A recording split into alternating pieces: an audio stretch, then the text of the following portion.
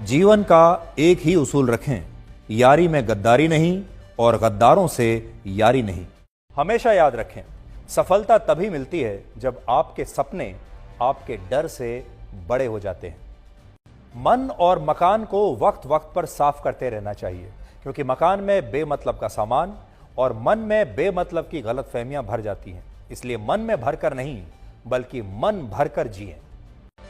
हमेशा लोगों के दिलों में सेव रहिए, क्योंकि अगर आप मोबाइल फोन की गैलरी में सेव रहेंगे तो कभी भी डिलीट हो सकते हैं।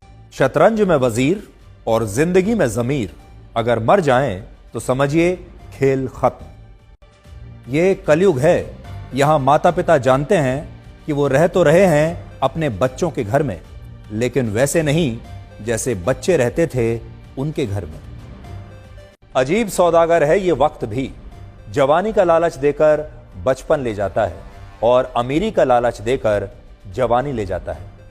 जीवन में अच्छी यादों का अचार डालिए जो दिल के मर्तबान में सालों साल रखा रहे, और बुरी यादों की चटनी बनाइए ताकि वो 2 दिन में ही खत्म हो जाए। जिंदगी और चाय एक जैसी होती हैं, जैसे ही मजा आने लगता है तब खत्म हो जाती हैं।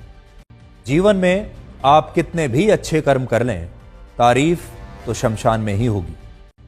कड़वा सच यह है कि मृत्यु के बाद इंसान का सारा सामान दान कर दिया जाता है, लेकिन उसका कमाया हुआ सारा धन आपस में बांट लिया जाता है। जीवन एक कलम यानी पेन की तरह है। इससे पहले कि इसकी स्याही खत्म हो जाए, आप अपनी कहानी लिख दीजिए। छाता और दिमाग तभी काम करते हैं जब वो खुले हों, क्योंकि बंद होने पर दोनों ही बोझ लगते हैं।